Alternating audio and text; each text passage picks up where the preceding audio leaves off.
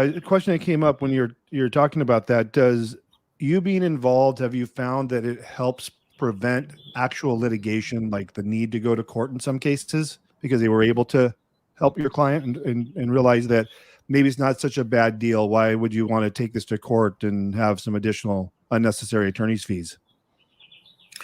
Yeah, I mean, I'd like you never know, right? Because if it doesn't go to court, you don't know whether or not you impacted that per se. But I would like to think that the negotiation skills and the approach, like I will sit with a client and say, look, if you, when you're talking to your lawyer or when you're talking to your soon-to-be ex, just think about the fact that there's something that you're trying to get. So even though he's trying to or might be pressing a hot button or whatever, it's important to realize what am I going to get? Do I need to back off? It's a chess game. And so I would like to think that, yeah, I've kept people out of court and saved them many, many thousands of dollars as a result. Yes.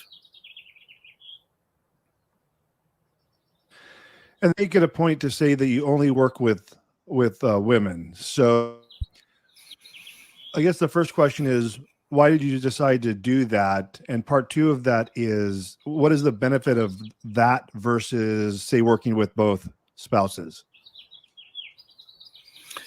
Right. So two great questions. Number one, the question of why did I choose to work with women? That was partly due to the coach that I hired back in 2009.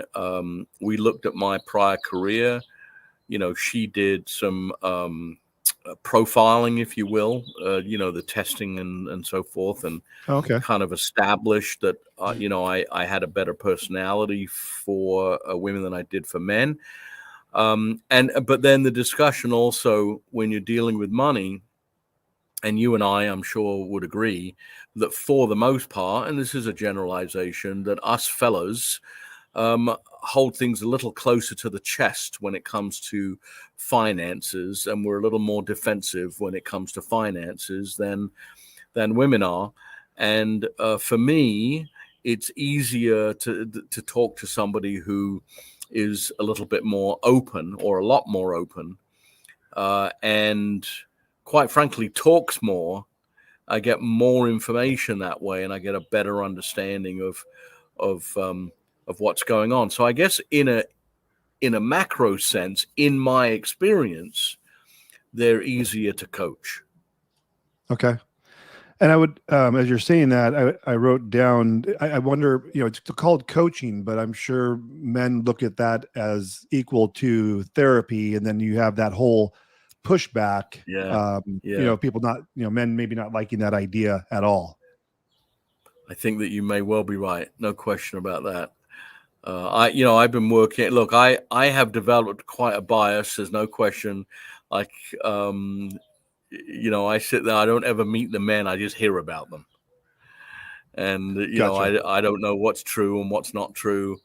I just look at the situation, try to keep it somewhat factual, listen to what is going on. Of course, that's important. I want to make sure. I mean, there are some situations where there's domestic violence, and I listen for that. And not that I've been involved in very many situations where we've had to get somebody out of the house, but it happens. Yeah, and I assume that it's always good to niche down and not work with the masses, and so to be a specialist with them. And I'm sure that stands out as far as if there's a coach, maybe they're looking at another coaching service that they're like, what, this guy, Neil specializes in divorce, specializes in with women. I mean, I think, people think you're I think the general perspective is that you're limiting your client base, but I think by specializing, which is what I do as well, it kind of become the go person. Yeah, exactly. Yeah, it's definitely, in my case, has definitely worked out to be beneficial. And my understanding of everything is a little better, I believe.